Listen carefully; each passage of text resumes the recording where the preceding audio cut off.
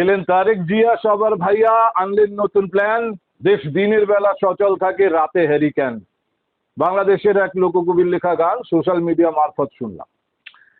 এখন বাংলাদেশ এক ভয়াবহ এনার্জি ক্রাইসিসের ভেতর দিয়ে যাচ্ছে। দেশের কোনো কোনো অংশে সেখানে দিনে 12 ঘন্টা পর্যন্ত লোডশেডিং থাকছে। 2500 3000 মেগাওয়াটের ক্রাইসিস, এবং যত সময় যাচ্ছে পরিস্থিতি তত খারাপ হচ্ছে।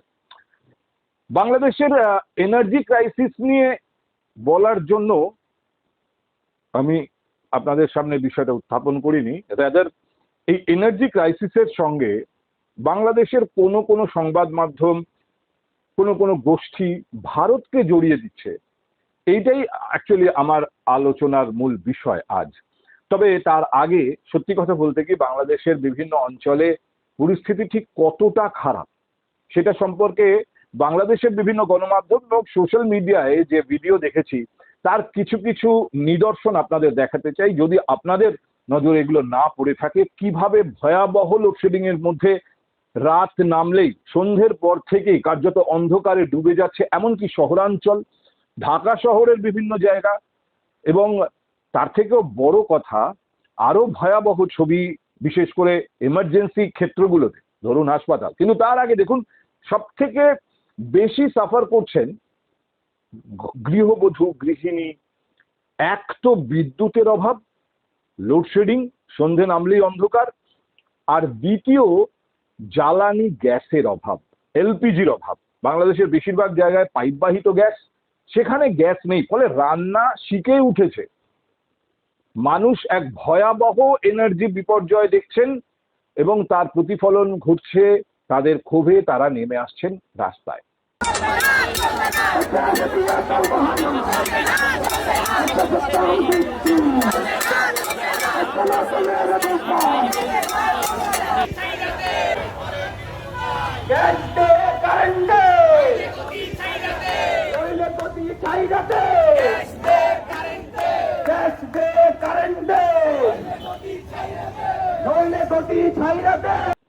এবার আসুন এমার্জেন্সি সেক্টর, হসপিটাল।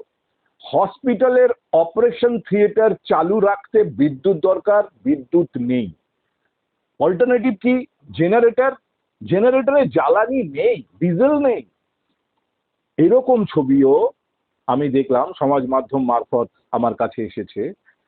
এটা ভুল বা মিথ্যে ভাবার কোনো কারণ নেই। আর যদিও আমি ব্যক্তিগতভাবে বিষয়টা যাচাই করতে যাইনি, যাচাই করার কোনো অপশন আমার কাছে নেই, আমি আপনাদের উপরেই ছাড়ছি। যে ছবিতে দেখা যাচ্ছে রোগীর অপারেশন দরকার, তাকে ওটিতে নেওয়া হয়েছে, হাসপাতাল কর্তৃপক্ষ রোগীর বাড়ির লোককে হসপিটালের জেনারেটর দিয়ে দিয়েছে।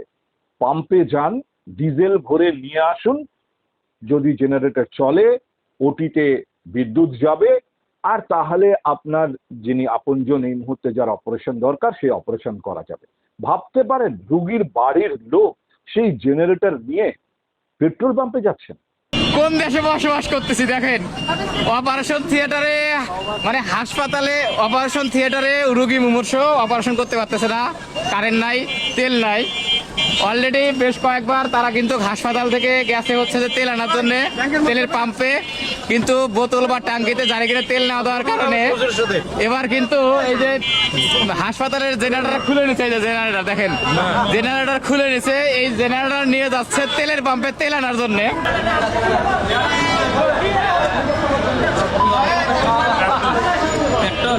পেট্রোল না তেল? পেট্রোল। পেট্রোল অলরেডি পেট্রোল কিন্তু দিচ্ছে, দেখছেন ভাই ভাই। এটা বারবার। এবার আসুন কিভাবে এর সঙ্গে ভারতকে জোড়া হয়েছে। বাংলাদেশে যে বিদ্যুতের সংকট, এর সঙ্গে জুড়ে দেওয়া হচ্ছে আদানির বিদ্যুৎ কেন্দ্রকে। এটা এর আগেও বিতর্কের কেন্দ্রে এসেছে, বিশেষ করে ইউনূস যখন তত্ত্বাবধায়ক সরকার চালাচ্ছিলেন, তখন এই আদানির বিদ্যুৎ কেন্দ্রের ওপর আঙুল তোলা হয়েছিল যে অত্যন্ত বেশি দামে একটা অবিবেচকের মতো চুক্তি করেছেন হাসিনা প্রধানমন্ত্রী হিসেবে ভারতের এই বিদ্যুৎ সংস্থার সঙ্গে, এবং তার জন্য খেসারত দিতে হচ্ছে বাংলাদেশকে। যে বিদ্যুৎ 4 টাকায় পাওয়া যেত, তার জন্য ইউনিট প্রতি 15 টাকা করে দাম দিতে হচ্ছে বাংলাদেশকে। এই অভিযোগ এনে তার ব্যাপারে তদন্ত পর্যন্ত করিয়েছিল ইউনূস সরকার। কিন্তু এখন কি পরিস্থিতি? বাংলাদেশে যে পরিমাণ বিদ্যুৎ আদানির বিদ্যুৎ কেন্দ্র থেকে যাওয়ার কথা, সেই পরিমাণ বিদ্যুৎ যাচ্ছে না, অনেকটা কমিয়ে দেওয়া হয়েছে, এবং তার ফলেই বাংলাদেশের একটা বিস্তীর্ণ অংশে কিন্তু লোডশেডিং হচ্ছে। এবার দায় চাপানো হয়েছে যে ভারত এটা ইচ্ছে করে করছে, আদানি এটা ইচ্ছে করে করছে। আদানি কর্তৃপক্ষ জানিয়েছেন তাদের ঝাড়খণ্ডের ওই বিদ্যুৎ কেন্দ্রের একটি ইউনিট বিকল হয়ে গিয়েছে, তার একটি বেয়ারিং খারাপ হয়ে গিয়েছে, ফলে সেই ইউনিটটি চালানো যাচ্ছে না। তো সেই ইউনিটটা ঠিক করে ওই বিদ্যুৎ আবার নতুন করে যদি উৎপাদিত হয়, ওই ইউনিট থেকে ওই পার্টিকুলার ইউনিটের বিদ্যুৎ যেটা বাংলাদেশে যাওয়ার কথা যাবে, কিন্তু সেটা ঠিক করা যাচ্ছে না, কারণ বাংলাদেশ থেকে আদানি পাওয়ারের প্রচুর টাকা বকেয়া। সেই টাকা না পেলে তারা ওই ইউনিটটাকে খরচা করে ঠিক করতে পারছেন না। এখন এটাকে বলা হচ্ছে ইন্টেনশনাল, কেউ কেউ কোনো কোনো গোষ্ঠী সেটাকে ইন্টেনশনাল বলে ব্যাখ্যা করছেন। আপনারা জানেন বাংলাদেশের প্রধানমন্ত্রী ভারতে আসা নিয়ে টানা পড়েন, সেখানে নতুন নতুন কন্ডিশন দেওয়া, শেখ হাসিনাকে ফিরিয়ে দিতে হবে ইত্যাদি। সেই জন্য নাকি ভারত এইসব করছে, এরকম একটা একটা ভাইব কোনো কোনো মহল থেকে তোলার চেষ্টা করা হচ্ছে। আমি ব্যাপারটা সম্পর্কে খোঁজ খবর নিলাম। দেখুন, আদানির সঙ্গে এই চুক্তি 2017 সালে শেখ হাসিনা করেছিলেন বাংলাদেশের প্রধানমন্ত্রী হিসেবে, এবং এই ঝাড়খণ্ডের বিদ্যুৎ কেন্দ্রটি থেকে 2023 সাল নাগাদ সম্ভবত বিদ্যুৎ সরবরাহ শুরু হয়। 24 সালে যখন হাসিনা সরে যেতে বাধ্য হলেন এবং তত্ত্বাবধায়ক সরকার মোহাম্মদ ইউনূস তার প্রধান হলেন, সেই সময়ে কিন্তু আদানিকে পেমেন্ট করা বন্ধ করে দিয়েছিল বাংলাদেশ। এবং আপনাদের হয়তো মনে আছে 2025 সালের এইরকম গরমের সময় যখন সেখানে বিদ্যুতের চাহিদা বাড়তে শুরু করলো, আদানি বলল পয়সা দাও তবে বিদ্যুৎ দেব। শেষ পর্যন্ত কিন্তু মোহাম্মদ ইউনূস সুর নামালেন, আদানিকে পেমেন্ট করা শুরু হলো, আদানিও তার কেন্দ্র থেকে বিদ্যুৎ বাংলাদেশকে পাঠাতে শুরু করলো। এই চুক্তি 25 বছরের জন্য করেছিলেন শেখ হাসিনা। এবার নভেম্বরে গিয়ে হঠাৎ করে আবার বন্ধ করে দেওয়া হলো পেমেন্ট, ইউনূস সরকার পেমেন্ট বন্ধ করে দিল। 2026 সালের অর্থাৎ বর্তমান বছরের জানুয়ারি মাসে ইউনূস সরকার একটা কমিটি তৈরি করলো যে আদানি অনেক বেশি দাম নিচ্ছে, যে দাম আন্তর্জাতিক বাজারে বিদ্যুতের তার থেকে ডবল দাম নিচ্ছে আদানি। তো সেই অভিযোগের তদন্ত করে দেখার জন্য একটা কমিটি তৈরি হলো, সেই কমিটির রিপোর্ট এলো। নভেম্বর থেকে বিদ্যুতের দাম দেওয়া বন্ধ করে দিয়েছে বাংলাদেশ। জানুয়ারি মাসে আদানির তরফ থেকে একটা চিঠি দেওয়া হয়েছিল বাংলাদেশ সরকারকে, এবং সেখানে মোটামুটি ভাবে বলা হয়েছিল যে জানুয়ারি মাসের 15 বা 25 তারিখের একটা ডেডলাইন ছিল, যে এই অবধি ওরা হিসেব করে দেখেছেন 7,000 কোটি বাংলাদেশি টাকা তখনও পাওনা আদানি গ্রুপের, আদানি পাওয়ারের। এবং তখনই আদানি সংস্থার তরফ থেকে ওয়ার্নিং দেওয়া হয়েছিল যে টাকা যদি পেমেন্ট না করেন তাহলে আমাদের পক্ষে বিদ্যুৎ নিরবিচ্ছিন্নভাবে সরবরাহ করা সম্ভব হবে না। তারপরেও তারা বিদ্যুৎ দিয়ে যাচ্ছিল এবং বাংলাদেশ টাকা দেয়নি। শেষ পর্যন্ত এখন আদানি বলছে ইউনিট খারাপ হয়ে গেছে, হতেই পারে, ইউনিট তো মেনটেন্যান্সের দরকারই হয়, এবং বাংলাদেশে বিদ্যুৎ যাচ্ছে না। এইবার বাংলাদেশের একটা গোষ্ঠী লাফাতে শুরু করেছেন যে এটা ভারতের ষড়যন্ত্র এবং ইচ্ছা করে এটা করা হচ্ছে, বাংলাদেশের সাধারণ মানুষ যাতে বিপাকে পড়েন। আমি আপনাদের একটা ছোট্ট উদাহরণ দিই, এটাও আমি বাংলাদেশের সূত্র মারফতই পেয়েছি। এই আদানির বিদ্যুৎ কেন্দ্রটি ভারতে ঝাড়খণ্ডে, এখান থেকে লাইনের মাধ্যমে, গ্রিডের মাধ্যমে বাংলাদেশকে বিদ্যুৎ দেওয়া হয়। বাংলাদেশে এরকম অনেক বিদ্যুৎ কেন্দ্র আছে যে বিদ্যুৎ কেন্দ্রগুলো বাংলাদেশের মাটিতেই, কিন্তু সেই বিদ্যুৎ কেন্দ্রের মালিকানা বাংলাদেশের কোনো কোম্পানির না, এমনকি বাংলাদেশের সরকারের না, বিদেশি সংস্থার। আমাদের রিলায়েন্সেরও বিদ্যুৎ কেন্দ্র আছে ঢাকায়, রামপুরে একটা বিদ্যুৎ কেন্দ্র আছে, আরো একটা আছে, আমার যতদূর মনে আছে রিলায়েন্সের দুটো এরকম বিদ্যুৎ কেন্দ্র আছে বাংলাদেশের মাটিতে, মালিকানা রিলায়েন্সের। সিঙ্গাপুরের কোম্পানির মালিকানাধীন বিদ্যুৎ কেন্দ্র আছে, চায়নার মালিকানাধীন বিদ্যুৎ কেন্দ্র আছে। আমি এই জন্য চায়নার প্রসঙ্গে এলাম যে চায়না, ওই যে গোষ্ঠী ভারত বিরোধী বাংলাদেশে, তারা চায়নাকে পরিত্রাতা হিসেবে খুব পোট্রে করে যে আমাদের সঙ্গে চায়না আছে। তারেক জিয়া তিনি কিন্তু প্রথমেই চায়নাতেই গিয়েছিলেন সফরে। তো আলটিমেটলি এই চায়নার মালিকানাধীন একটা বিদ্যুৎ কেন্দ্র, পায়রা বিদ্যুৎ কেন্দ্র বাংলাদেশের, সেখানেও একটা ভয়ঙ্কর রকম সংকট তৈরি হয়েছে। একই সংকট, চাইনিজ এই কোম্পানি জানিয়ে দিয়েছে বাংলাদেশ সরকারকে 8,000 কোটি টাকা তাদের পাওনা, ওই টাকা যদি না দেওয়া হয় তাহলে আগামী মাস থেকে পায়রা বিদ্যুৎ কেন্দ্র বন্ধ হয়ে যাবে। আদানির বিদ্যুৎ কেন্দ্র তো ভারতের মাটিতে, এখান থেকে গ্রিড মারফত যায়। পায়রা বিদ্যুৎ কেন্দ্র বাংলাদেশের মাটিতে, মালিকানা চাইনিজ কোম্পানির। সেই কোম্পানি পাওনা টাকা না পেলে বিদ্যুৎ কেন্দ্র বন্ধ করে দেবে, পরিষ্কার জানিয়ে দিয়েছে। আর পায়রা বিদ্যুৎ কেন্দ্র যদি বন্ধ হয়ে যায় তাহলে কি ভয়াবহ পরিস্থিতির মধ্যে বাংলাদেশের মানুষ পড়বে। যেখানে 12 ঘন্টা বিদ্যুৎ থাকছে না, সেখানে দেখা যাবে 16 ঘন্টা 18 ঘন্টা বিদ্যুৎ নেই। ঢাকা, রাজধানী, চট্টগ্রাম বন্দর শহর, এই জায়গাগুলোকে সচল রাখতে গিয়ে দেশের বেশিরভাগ গ্রামীণ অঞ্চল এরকম 10-12 ঘন্টা অন্ধকারের মধ্যে থাকছে। ফলে এই পরিস্থিতি যদি আরো খারাপ হয়, আচ্ছা এবার আসুন, জ্বালানি বলতে এলপিজি বা এলএনজি বাংলাদেশকে আমদানি করতে হয়। এলএনজির অভাব, অনেক বিদ্যুৎ কেন্দ্র এই এলপিজি এলএনজি দিয়ে চলে।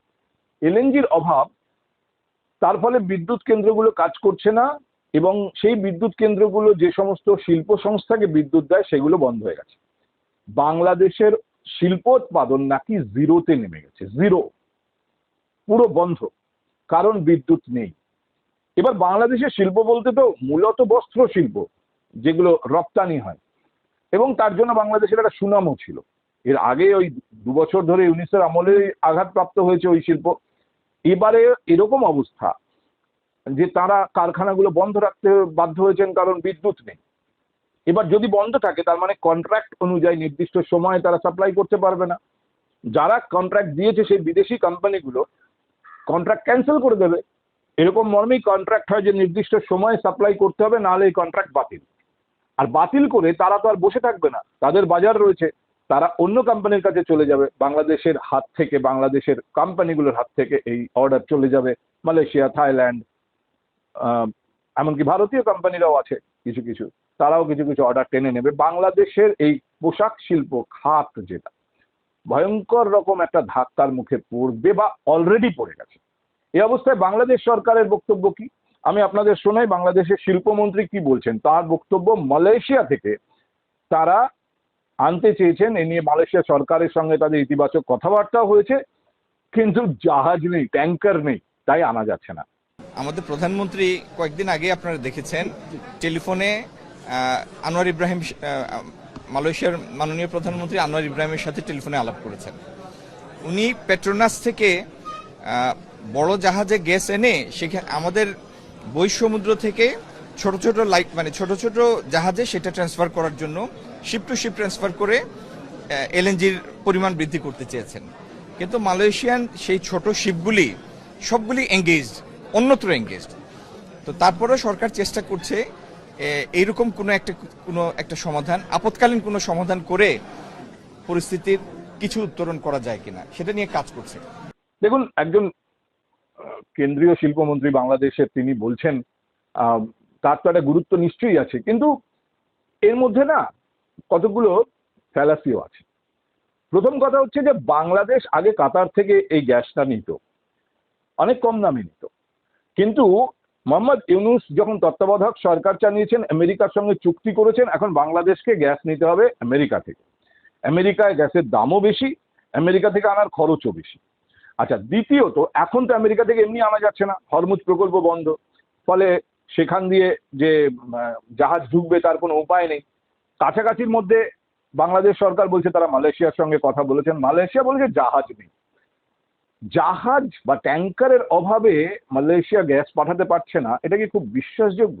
বরং অনেক বেশি বিশ্বাসযোগ্য হচ্ছে, দেখুন এই মুহূর্তে যেহেতু মিডল ইস্টে যুদ্ধ চলছে এবং হরমুজ দিয়ে জাহাজ যাচ্ছে না, কাজেই একটা জ্বালানি সংকটের মধ্যে সব দেশ, মালয়েশিয়াও আছে, ভারতও আছে, সিঙ্গাপুরও আছে, সবাইকে আমদানি করতে হয়।